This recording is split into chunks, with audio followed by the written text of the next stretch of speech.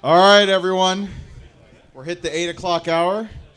So that means we are very happy to introduce Scott Johnson. I want to. He's done a lot more stuff than I could probably name, but you probably know him from such shows as The Instance, The Morning Stream, and plenty of other things. His lovely wife is also sitting over here. She got me a bottle of water at BlizzCon a few years ago.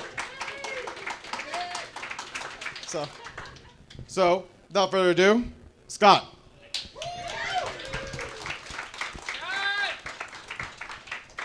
Hello. So, weird. I'm not used to hearing my voice like this. Except in headphones, it's funky. Dills and Terpster may still show up. Patrick's in France, so we're not going to see him. Probably playing Overwatch until the wee hours of the night over there. He should be asleep, but he's probably not. If those other two chuckleheads show up, they will be here. We'll talk to them. I don't know. We are all spread very thin tonight with very different responsibilities, as it turns out. And oh my gosh, is that Dills? No, that's not Dills. Okay, never mind. These are the old ones. So sorry, man. You look like Dills walking in. It's a compliment. You weren't asleep on your stream, so I wasn't. That's how we knew. So anyway. If they show up, that'd be great. If not, we'll soldier on. And this is going to be an interesting experience for me because we traditionally at BlizzCon do a instance episode that wraps up the entirety of BlizzCon weekend, but we usually do that on Saturday, which we will still plan on doing. And as usual, we have so little planning in place that we don't have a time to tell you yet. Or any of that. We can tell you a place. Tomorrow the AIE Guildhall will set up shop here on the 4th floor again. And is it the same place as last year? Okay. So it's usually a little standing only kind of situation, but everyone's welcome to pop in and catch that and just watch Twitter feeds and things like that, and you'll find out the times that we're doing it. And all three of us will be there for that. Plus possibly some very special guests. Now last year I know I tempted everybody with one that ended up not being able to because of a commitment, but I think we may have him this year. So I don't want to say who it is. If you were there last, oh, I did say, didn't I? All right, Chris Metzen may come to the thing. Thanks for reminding me, Ro. So I've been. It's been a very interesting day getting here and kind of settling into the groove again and seeing everybody and. As exciting as all of that is, it is a reminder of how rad, and I'm sure you've heard this a lot tonight from other people. I meant to get here early, and I got stuck in that Wowhead party, which was a little bit of a cluster upstairs. And I wasn't able to get here early to catch some of the other stuff. So I know it's been said before, but I'll reiterate it even if it has. I don't know what it is, but there's a secret sauce in the Blizzard system, the ecosystem that provides us as a community with so much stuff to do and talk about and think about. And I love that. And this is a weird year, though. This is the weirdest year, really, ever. Not just BlizzCon-wise. We'll see how weird it is tomorrow and Saturday, I guess, because it could get pretty weird. But it's weird in the sense that we're now primarily, or what we used to be primarily focused on, was a 11-year-old game called World of Warcraft. And 11 years later, it's harder and harder to find the kinds of information or the kinds of constant news flow or the kinds of things that get players excited that we used to get. And I think it's just the natural state of the way these things go. And I think Blizzard's aware of this. And I think there's no surprise that they've got all these other IPs brewing. Good games, interesting games that appeal to different sensibilities, in some cases to some of the same sensibilities. I can't get enough of Heroes right now, and I think it's partly because they've provided, while it may be a MOBA, what they provided for me is more of a game that feels like I'm raiding with friends in 20-minute increments. And we're still having to not step in the poop. We're still having, to do all the things we're used to doing, well, mostly me in raiding, staying out of the poop. But we're doing it in this really interesting new way. And so they're filling that need in some ways with something new and fresh there. And this Overwatch beta is unbelievably good. And I'm a huge shooter fan. I've played him for years. And so now there's this new great thing to do. And there's a new StarCraft expansion coming out, and we hope some Diablo announcements tomorrow. And so many projects going on at the same time. I don't think it's any surprise that that's true. This isn't the Blizzard of 2008 anymore, where they have one juggernaut game, and they're the World of Warcraft company. Now they're the lots of genres company. And I don't think we're done here. I think there's other stuff on the horizon, either other takes on existing IPs or brand new stuff in the vein of Overwatch or whatever. So all of that being said, it makes for just a really interesting time. I was talking to Pat Crane today from CTR, and he and I were in the meet and greet room with a bunch of devs, and we had this conversation about nobody's love has waned for the game of World of Warcraft. We've just been doing that MMO and then all of its copies because everyone wants to be Blizzard and everybody wants to make a Blizzard game. We've been playing those for 10 years now, and none of those have held up or done what we want them to do as compared to WoW. We all go back to WoW. We'll continue to do that. We're all excited about Legion. I'm very excited about Legion, actually. And some of the stuff I'm hearing pre-tomorrow sounds really interesting to me. So all of that being said, it's a much broader thing. And so the Instance has seen a really interesting transition in the last little while. We've always been a show open to talking about whatever. In 2007, when they announced StarCraft 2, or it was Diablo, I don't remember, we talked about it. When those games came out, we talked about them. What we're finding, though, is that we are really loving everything they're doing, and it's very hard not to talk about them. So our show is seeing a transition, CTR is seeing a transition. I know a lot of you in the WoW podcasting community have felt some of that as well. I just wanted to say this about that. There's a tendency to feel like that's a bad thing, or that we are coming to the end of some kind of era, and I do not agree. I think what brought us together in the first place was an incredible game that sprouted a pretty incredible community, or at least a subset of that community. And now we're all friends doing lots of diverse things together. And that is always positive. And I also think it's a net gain for podcasters and those covering these games and trying to create this content. They have rad stuff to talk about. And while we may have to adjust and things may be a little bit different moving forward, and we may have some melancholy about what used to be in World of Warcraft. Whether that's deserved or it isn't deserved, it's still going to be a feeling out there. I see this all as really positive stuff, and I see what the company doing as very positive stuff, very forward-thinking, just strong momentum. It's a way for them to stay strong and relevant well after Warcraft has left its footprint, whenever that may be. And that still seems like a long ways off. And I have a feeling, I was talking to Corey Stockton about an hour ago, and he said to me that, because I was bringing up some of this stuff, and he said, well, I think you're going to be really surprised tomorrow. And he didn't say it as a PR answer, and he didn't say it as any of those things. He made it sound like there's some things about Legion tomorrow we're going to be super stoked to hear about, that there were major things that were not talked about at Gamescom that we might hear about tomorrow. And that's exciting on the World of Warcraft front. But man, isn't it great that we can raid and we can hang out and we can do all that stuff in WoW, and we get this new expansion, but I can also get into Heroes and skirmish with 5 of my friends and have a really good time. And then whoever has the beta, and I'm so sorry if you guys don't have the beta to Overwatch yet. I'm really sorry. Who has it? If you can raise, this may have happened earlier today. Oh, that's it? That's enough for a team. Let's go. That beta is really good, and I hope one of the things we hear tomorrow is that a much broader base of players will get to play it. I know it's all my son Nick can talk about. That's all he wants to think about and do is get his hands on Overwatch. And if these leaks that we heard today are true about it being just a straight up $60 game, that's a straight up video game, you guys. That's a video game you pay money for. That is not some free to play thing. That is not some buy characters every month. That's none of that. We got that in other places. We got Hearthstone, we got Heroes, they've got their free-to-play thing going. They may have other projects in the future, but it sounds like from those leaks today, and we'll see tomorrow if any of them are true, that 3 things are going to happen. Unless anyone doesn't want to hear these spoilers. Does anyone not want to hear these spoilers? Has anyone heard these leaks? Listen, as a podcaster, I have become sensitive to spoilers, all right?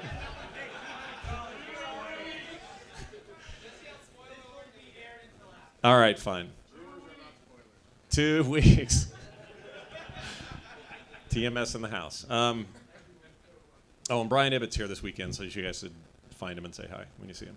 Anyway, so if those rumors are true, $60 price point, consoles for sure, both of them, not just an exclusive on one or the other.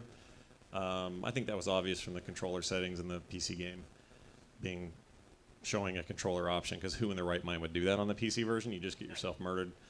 But on consoles, great. That sounds great. Everybody's on the same playing field and whatever.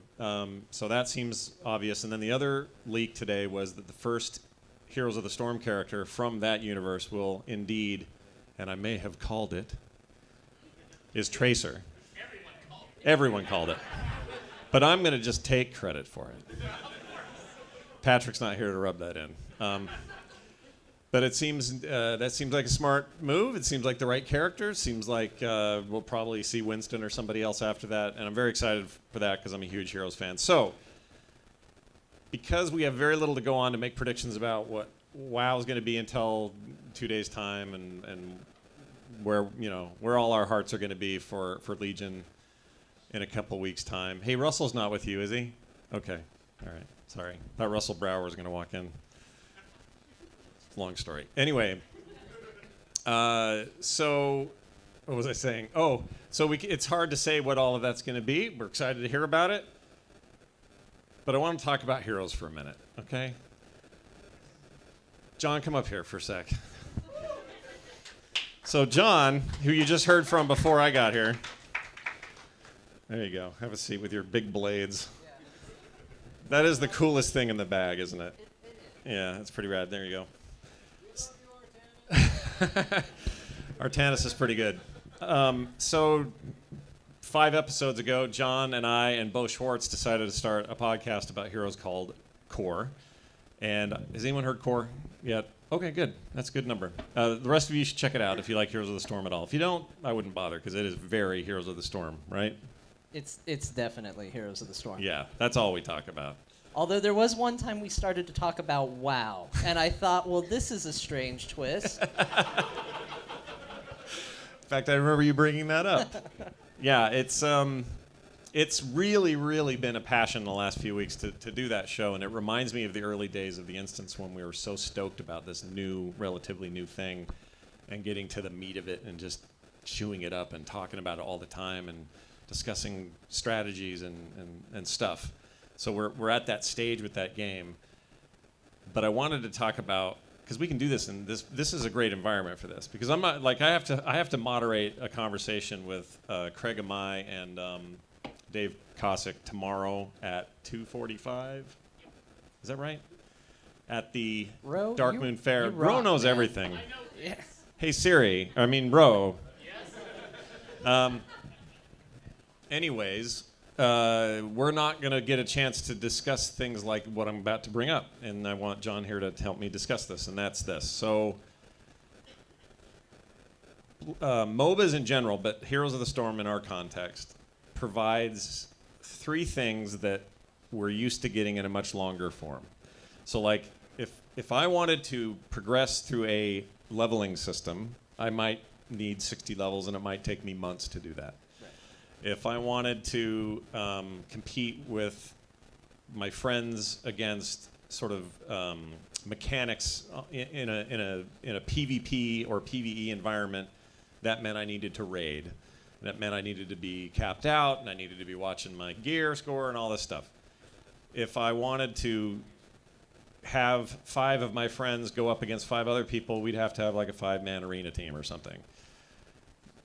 My point is that this game seems to take all of those things and compresses them in a way, but brings them all to bear in a way that is like, hey, John, let's have a quick game. Call Bo. We'll play right now, and we can be done in an hour, sometimes longer. But we're playing, 2 or 3 games. We're having a great time. We're laughing our heads off. We're losing some. We're winning some. I used to think that Blizzard, with all these new games, weren't going to theoretically cannibalize World of Warcraft or their own player base. And as much as I love Heroes, I worry that they're doing that a little bit. So I just want your take on that. I kind of feel it too. And I think for me, the defining moment was a couple weeks ago, months ago. We were playing with Ro, And he told us at the end of our match that he had to go because it was raid time. Wait, we're on the same raid team, though. We are all on the same raid team. And our response. Well, are we, though? Are we now? Our response to Roe was, "Oh, raiding, what's that?" Now, we didn't, listen, I want to make this clear. We didn't say that with the tone of we don't want to spend time with our friends and hang out and laugh, because I love this raid team. They're so much fun to be with and all of that. But what I immediately thought was, boy, wouldn't it be great if we were all over here doing this right now? Yeah, call them up. Hey, guys, we'll do a custom game. Yeah. Us versus you. Now, the funny thing is, I don't feel like we say this and it sounds like, oh, well, that just means these guys, their love has moved about that. Like, if anything, Blizzard's made my life harder because I want all these things and I don't have time for all of them all the time. I'd love to be working on some Season 4 stuff in Diablo right now. Oh, but yeah. I'd like to also shoot people in Overwatch. Yeah, you look at Overwatch and it's like, okay, well, there's 2 of my friends. And then you look at Heroes and you say, okay, there's 3 of my friends. And then you look at WoW and you're like, all right, that's a big number. I have a lot of friends still playing WoW. And then you think, well, but I could just play Diablo real quick and maybe that ring will drop and that'll be good. There's so much that it's hard to decide. And in fact, I probably shouldn't say that I haven't played that much of the Overwatch beta because people might get mad about that. I won't judge you. You're fine. They'll be mad because they don't have keys.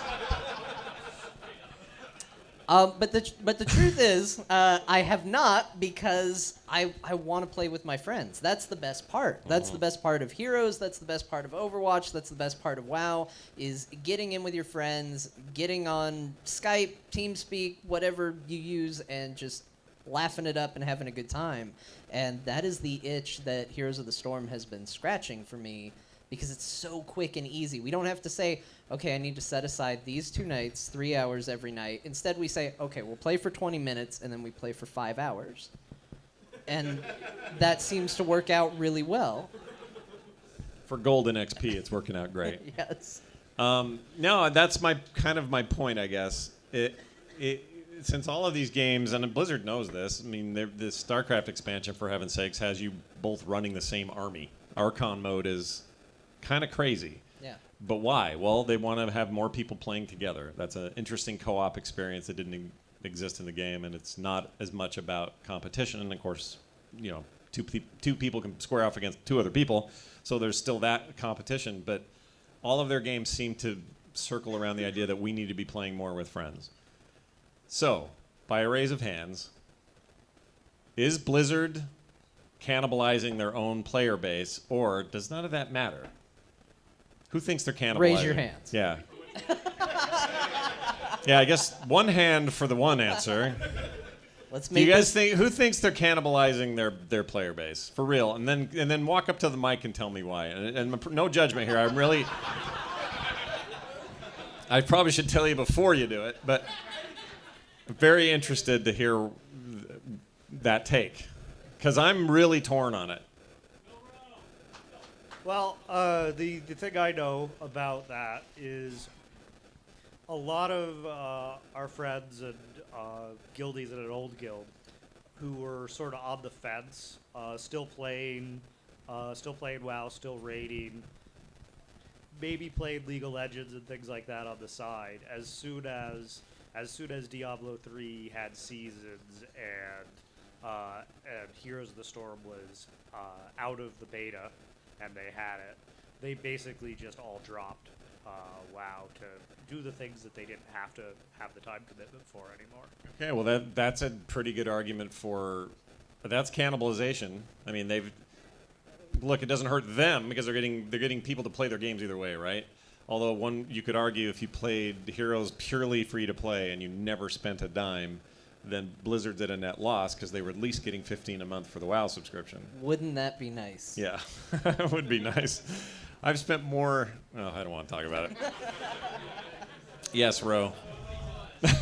So one thing I would add is there are plenty of people who play World of Warcraft because they just like World of Warcraft. They like the universe of Azeroth. They like the lore and the story of what is happening in Azeroth.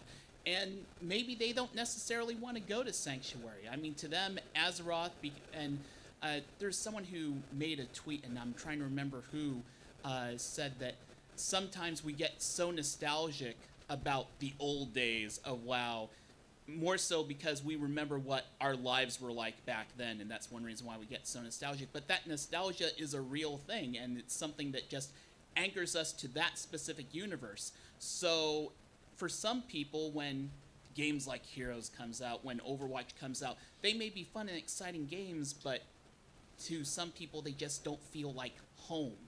And Friends is a big part of making a place feel like home, but it's also not everything to some people. For some people, friends and being around others is all you need. For others, it's more about the world rather than who they're in the world with.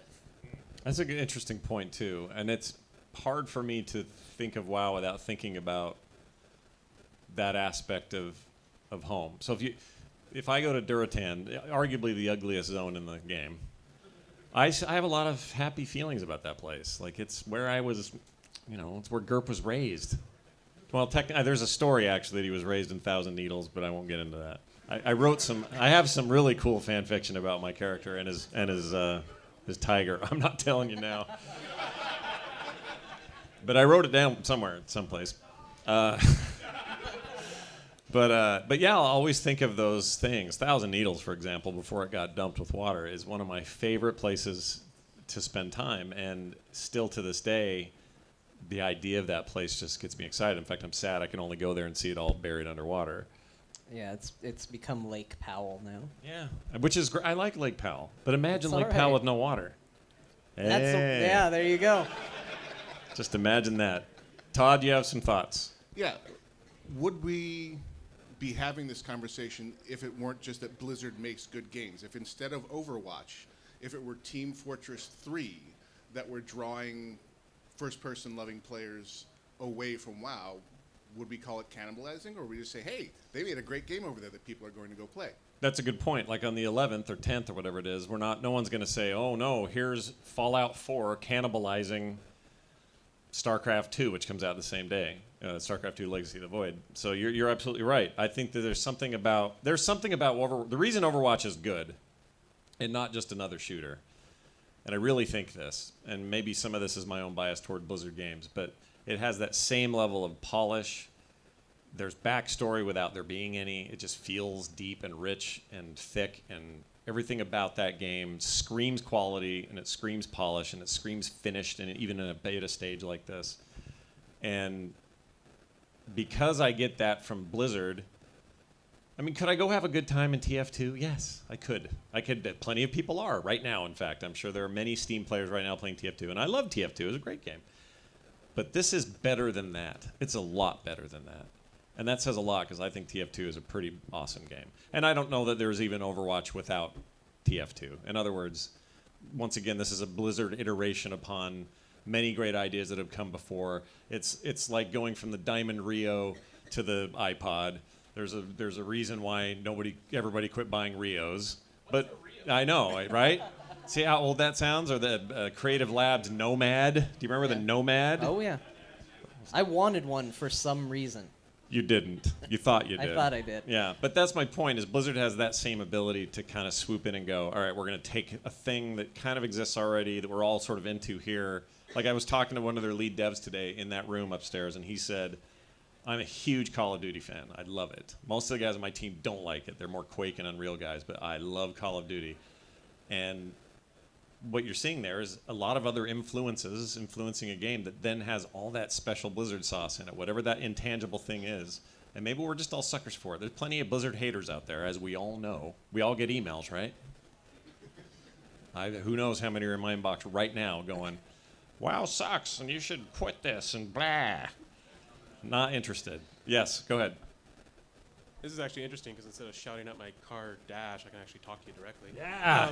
I was actually going to bring a counterpoint. WoW's always had those droughts where you get kind of burned out of the content, and even Ghostcrawler would say, go play something else then and come back, because we know you're going to. Sure. But it's almost like Blizzard's kind of gotten smart, and it's like, well, let's give them something to do when they're getting burned out of WoW. Because like we were talking about on the plane over, they seem to release content for their games in a staggered way. So it's like season 4 comes out and I'm just pounding that, and then right as the time I'm getting a little burned out, a new character comes out in Heroes, or something like that, and I find myself rotating, through the games. It's not so much StarCraft 2, but soon that's coming right around the corner. You know what I mean? It just feels like, by the time I'm getting burned out of that, Legion will probably, I agree. I think that there's that's a valid point, and not only that, they're giving us really compelling things to do. The big question is whether or not those will keep us from WoW when it rolls around again. I don't think so. I think Legion's exciting, and we're all stoked about it, and we're going to get it, and we're going to play it. But I think that they know like we know. They're not dumb up there.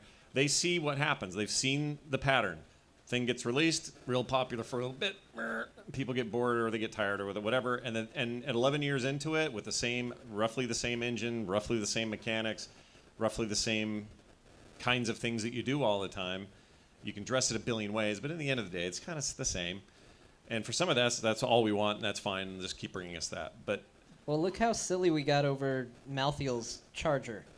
oh yeah, That's the least amount of sleep I've ever had in my life, trying to get a horse. yeah. A horse to a guy that I don't think needs a horse. He doesn't have a horse. I will tell you right now, Malthiel does not have a horse. The angel of death. To me, it just seems dumb. Like, well, you come floating in going, I'm here to kill it. Hold on a minute, I got to tie the horse to the thing. Okay, now I'm going to kill the Nephilim. It's like, it's a little too real. It's like parking your car or something. 4 horsemen. Very good. Yeah, I hadn't thought of that. But anyway, yeah, it's way to go. But I think you're right. They're giving us other things to do. The question, there's probably a balance there where they're trying not to make it so compelling. I don't know. See, how hard must that be? Because you've got a team that wants to make the best MOBA in the world, the best shooter in the world, the best RTS in the world. By doing that, you're potentially taking people away. The problem is what we want to make sure they're always doing is making the best RPG I can play with my friends in the world. And if that stays WoW, if that is World of Warcraft, then one would hope that they have a plan to do that. They know that this dip is happening. They know they hit 5 million subscribers when a year ago they had 10 million again. I mean, they know they're half off. Like, nobody's telling them anything new when they hear that, and they see the servers. They know what it's doing. So what I hope is happening with that early Gamescom reveal, I hope it means the sped up development cycle, so that I can come in, get the most out of it, get out and be distracted by these other things, get back into a new expansion quicker than I would normally, not these 2-year cycles. Then WoW becomes more constant, more interesting, and I wouldn't be shocked if that's the plan. I have no idea, though. Yes? First of all, if you wanted a spot for that fan fiction that you've got written, you could always try the LFRP podcast. We're taking stuff all the time. Are you really? Yes, we are. Okay. We'll read it on the air. Will you really? Yes. Okay, I took real care writing that. It's real good. I can voice it for you myself. I'd walk it through. It's a story of how he met Henry. It involves pirates. It's awesome. Hold on. You said you'd Everything's- voice it? I do. Can we hear your GURP? Give me a GURP, my hunter. His orc. An orc hunter? Yeah, the orc hunter. What sort of hunter is he? He's he keeps to himself. He's a little gruff. Likes to be a lone ranger. Very down here, I expect. See? Wow, That's you good. sound like Metzen. That was That's real amazing. good. Thank you. Sheesh. Thank you. Also, the thing. Sorry. That was really Threw impressive. you off your game. Anyway, I'm sorry. you got a deal, by the way. Just send me an email and remind me. Oh yeah, this will be good. Nice. I was not prepared. All right, thank you very much. That's awesome. Totally going to do that. Now, the question that I have is, in your experience, okay, my fiance has cycles. I've noticed this with her. She'll be in WoW for...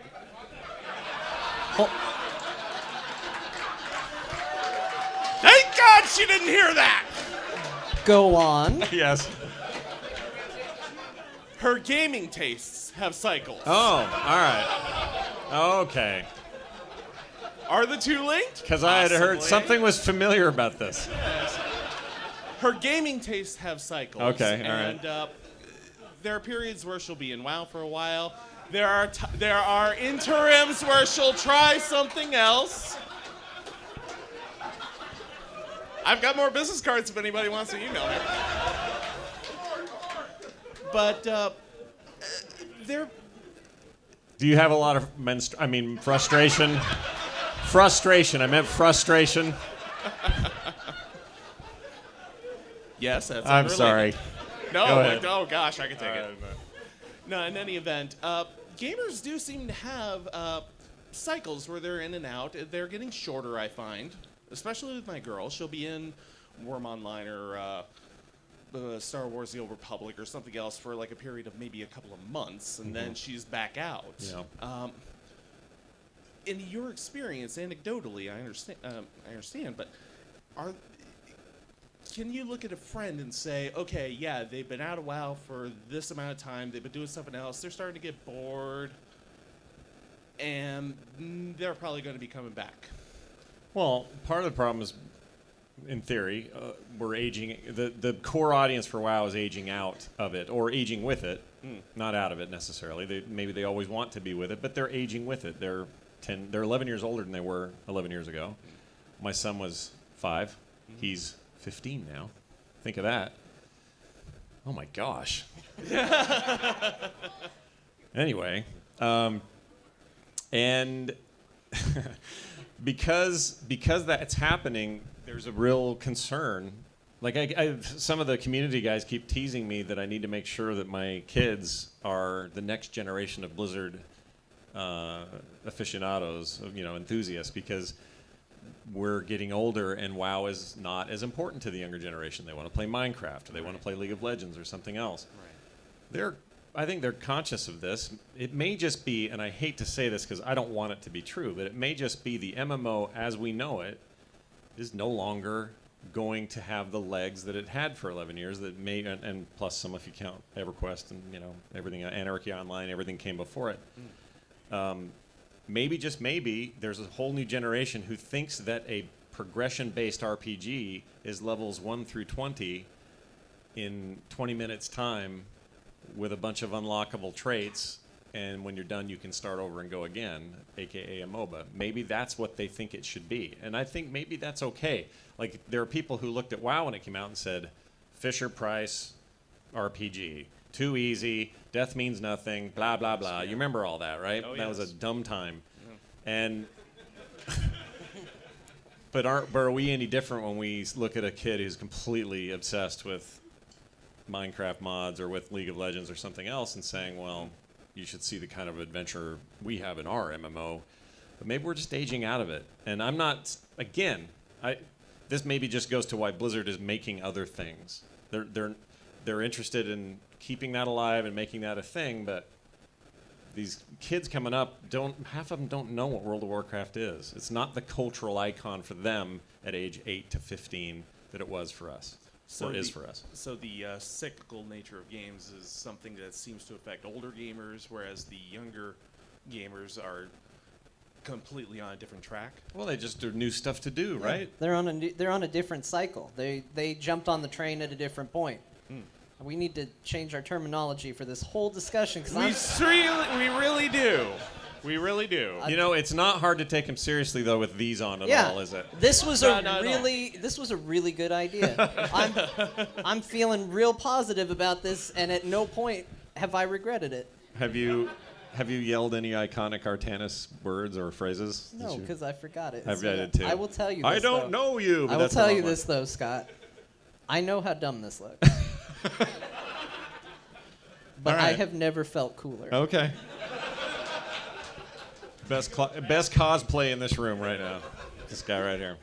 Don't suppose you could cross the swords for Yeah, do it. Oh wait, that's dangerous though, isn't it? To cross them. Are you not Oh, it's supposed to do Ghostbusters. that? It's Ghostbusters. Yeah, that looks See? good. Yeah. Yeah, that was all right. Yeah, Yeah.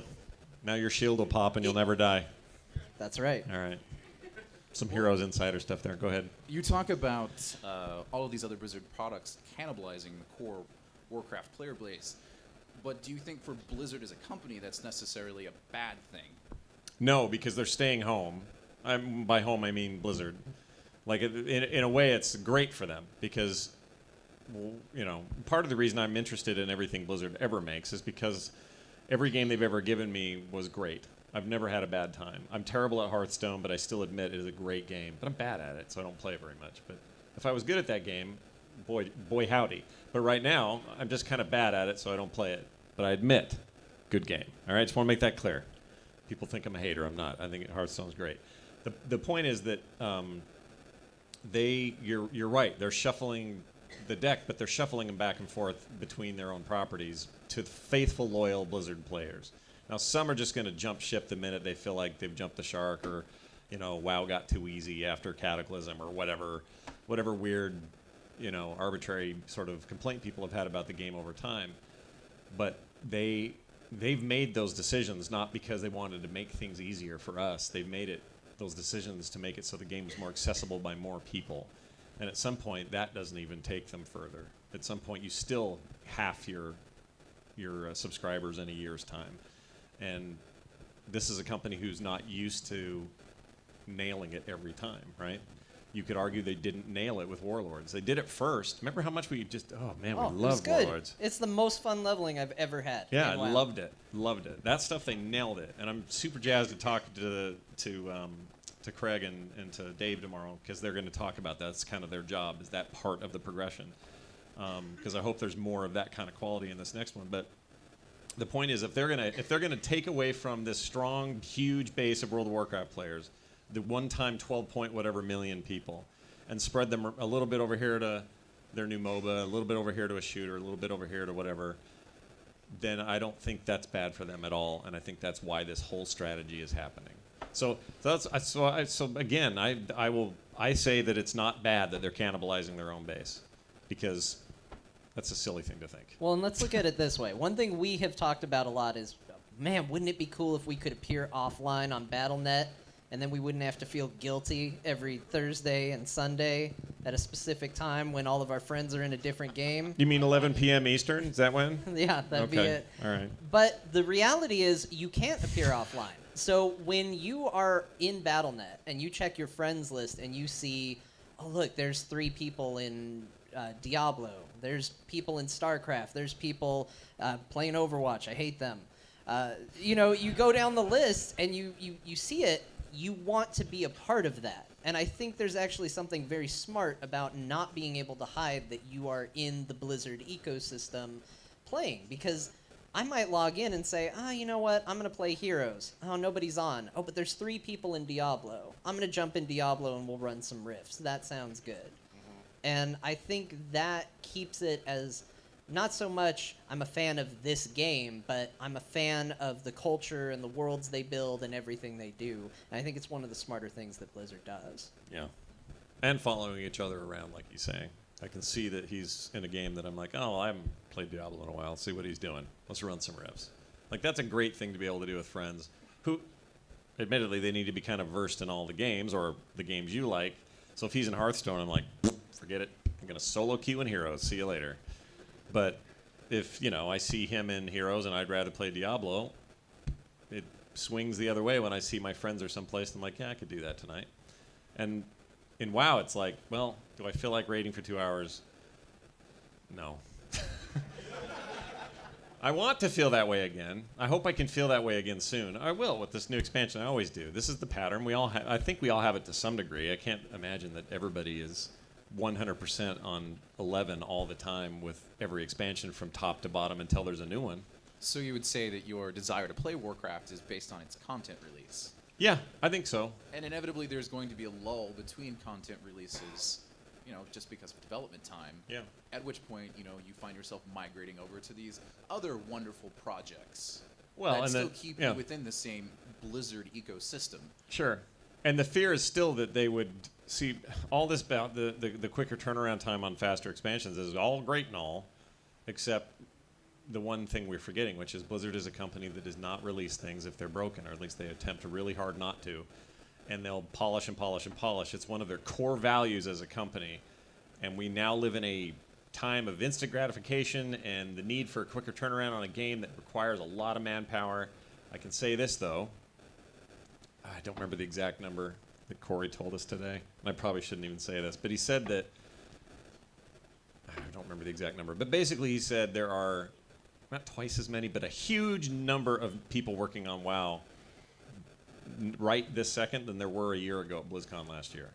So BlizzCon last year, there was whatever number there was, and right now there is this huge uptick in how many people are on that team. Not just from other internal teams, although that's true in some cases. I met the guy who's tonight who's doing the actual Demon Hunter, all the Demon Hunter stuff for Legion, which is super interesting, and he wouldn't say anything about anything, which kind of sucks. So it means probably tomorrow we'll hear a bunch, but you know, knowing that there's that much more manpower, maybe that's the answer.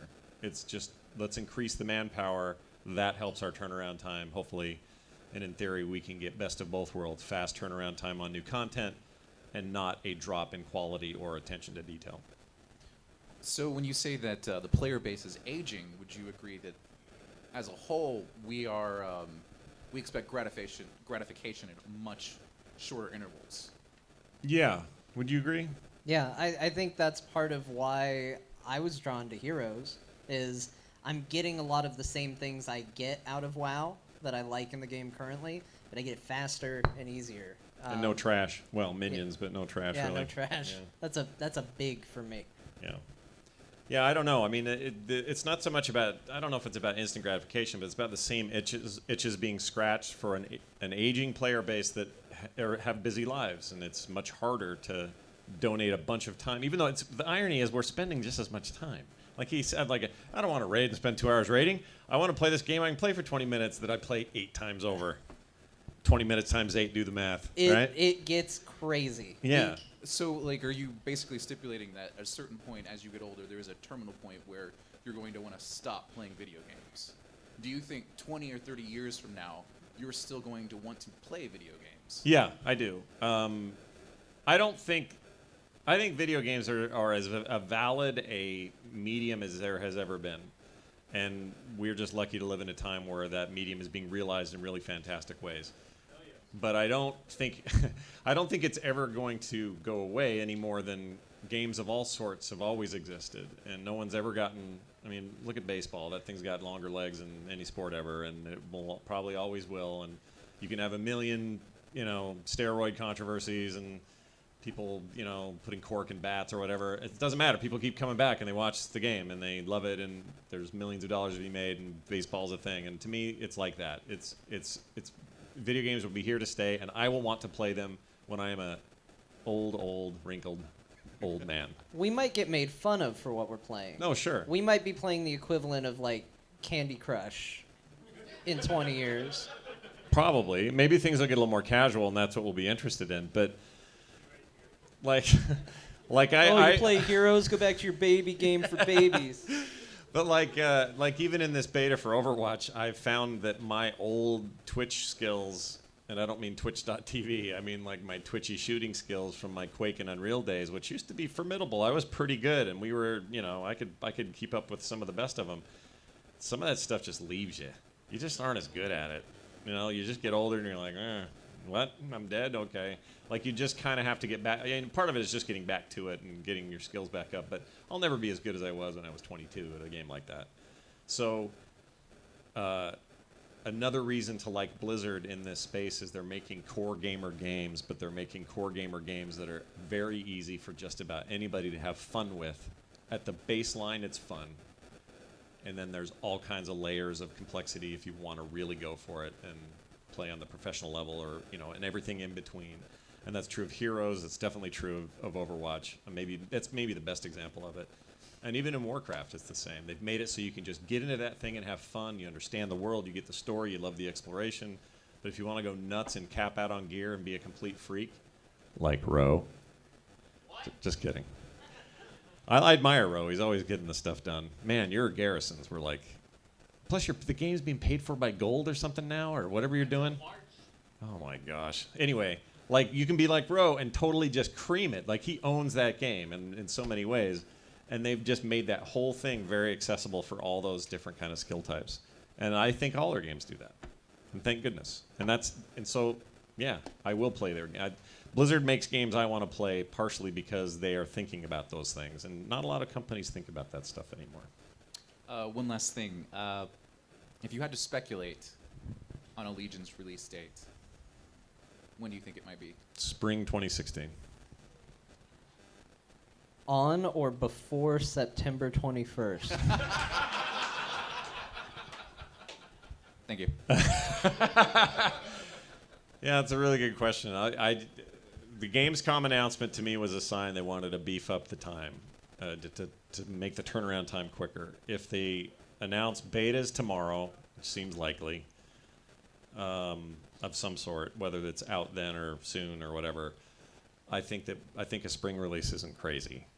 And it sounds like they're a lot further down the road this time than they were last time. I hope so. I'm really looking forward to Legion. Like, most people think, oh, John doesn't like WoW anymore. And that's not true. I really like WoW. I'm just maybe not into what's currently going on, but I can't wait for what's coming next. Yeah, whatever that may be, bring it.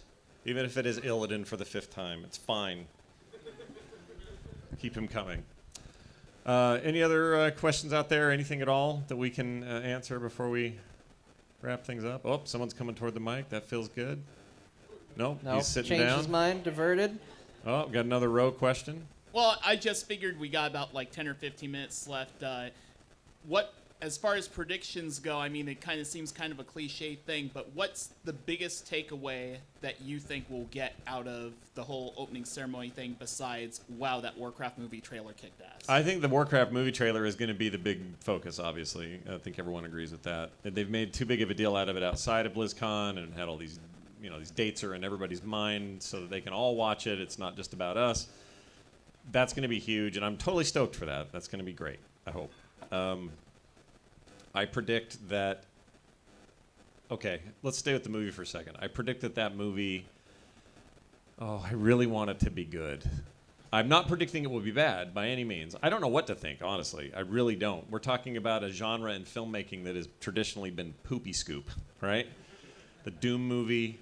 Stop me if you've heard any of these. Super Mario Brothers. Like, name a good video game movie, and the closest you'll get are things like Mortal Kombat. Mortal Kombat, maybe. That's all right. That's all right. For 95, okay. It's like a watered down Enter the Dragon. Can we count Enter the Dragon? No. I know they made a game later, but no. Well, they have a pinball machine. I mean, or it's something. essentially Mortal Kombat, though. Yeah, it kind of is. It just misses a four-arm puppet. And that's a good movie. Nobody will argue with you Yeah. there. So I can't really think of any good video game movies off the top of my head. That Max Payne thing was abysmal. Wing Commander was really, really bad. Future Film Sack, though, like in a week or two. Pretty excited about that. Hold on, I got an idea. All right. You ready for a prediction? Go. This is gonna blow your mind. I don't know if I'm ready. Am I ready? Warcraft, the movie, the game. Oh my God.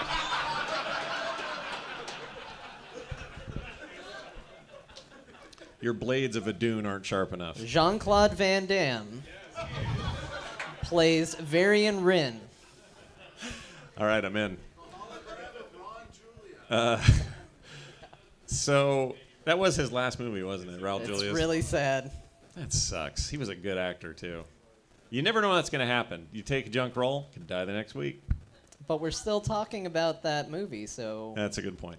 It's garbage though. It's so bad. it's really bad. All those movies are bad. So the point is that there is a chance here for a crossover. Ultimately, video games owe so much of their roots to filmmaking. So films are so much. Video games steal from films all the time. It'd be nice to finally see one that goes back the other way and actually succeeds at what it sets out to do. So we probably all agree, despite all our biases, that this is the best chance they've had to get this right.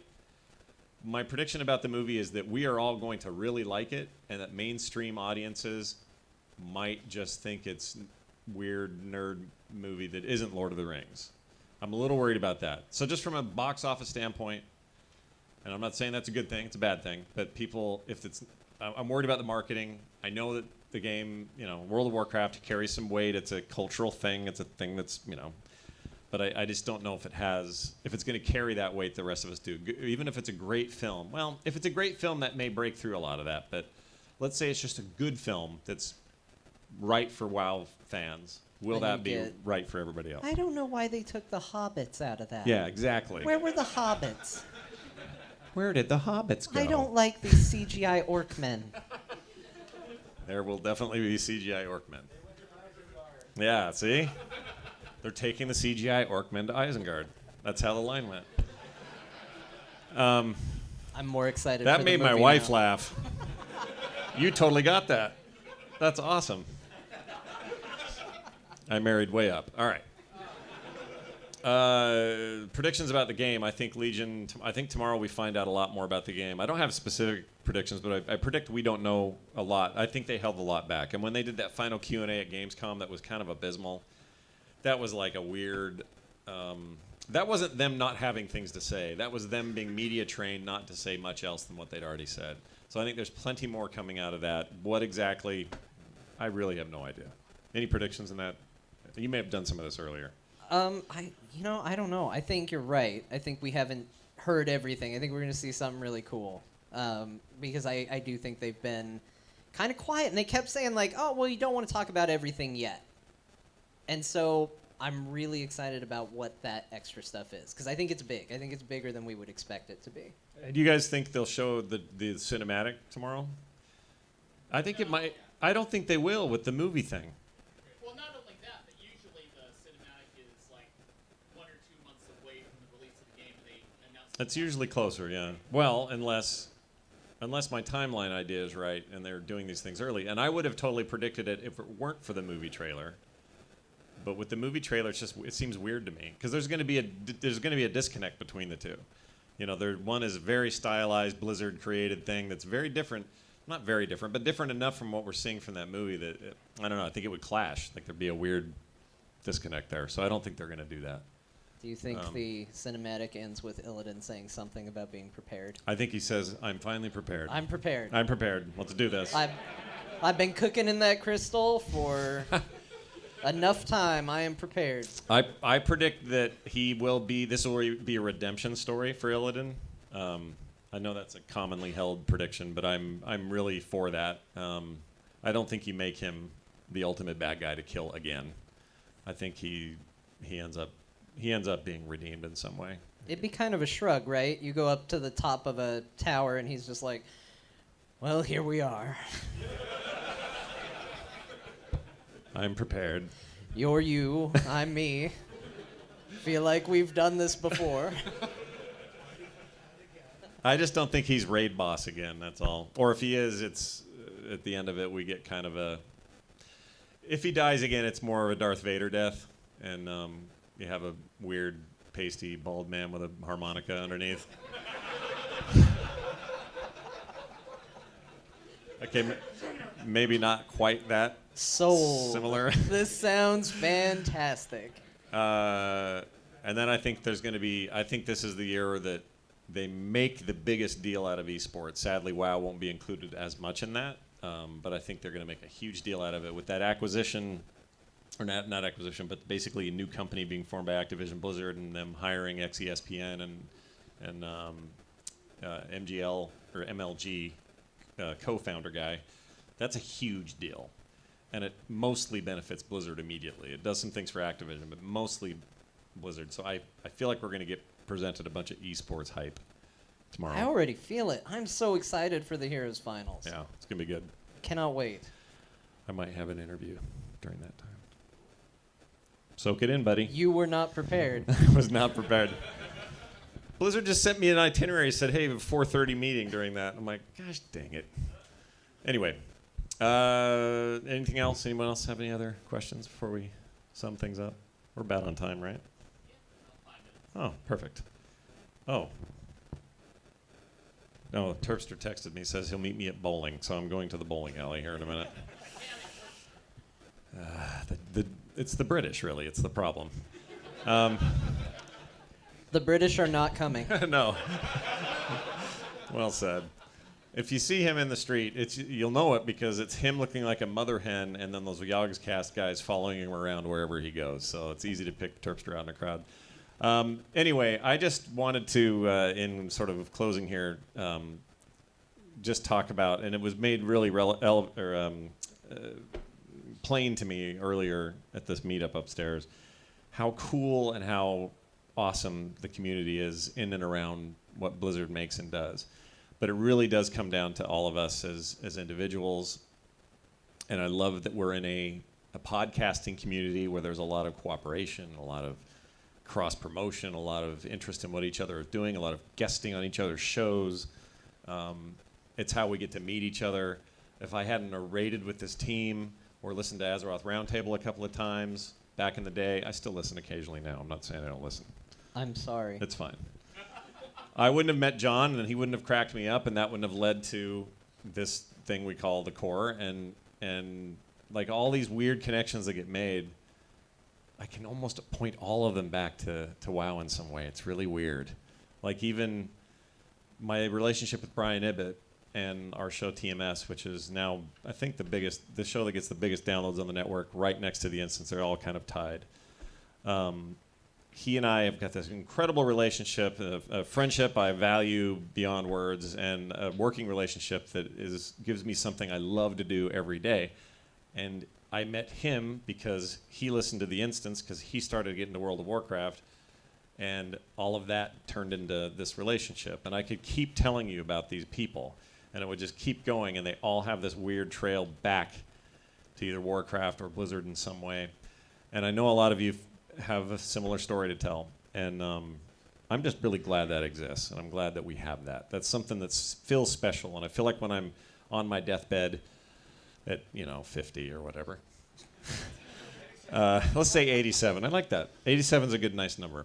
Let's say I'm laying there and kids are all around going, he's not leaving us anything, is he? I will look back and go, man, what a rad thing that was. And hopefully it was a thing that continued forward and didn't end all that much before that day. Like, I don't want that stuff to end. I have so many friendships and relationships that came from that I don't ever want to see not be a part of my life. So I know they're not here to express similar feelings, but I know my co-hosts feel that way from the instance. I know that, we just feel like it's a privilege to do what we do. And to have people listen and to be interested, and just really grateful for that. So thank you, everybody here, for being part of that world, part of that vibrant podcasting community that speaks in all these unique voices so that so many unique ears can hear it and find their place and find this weird thing and these relationships that we find. It's pretty rad. So thanks for letting me talk to you today. Thanks for hanging out tonight, and enjoy the rest of the con. See ya. Thanks, John.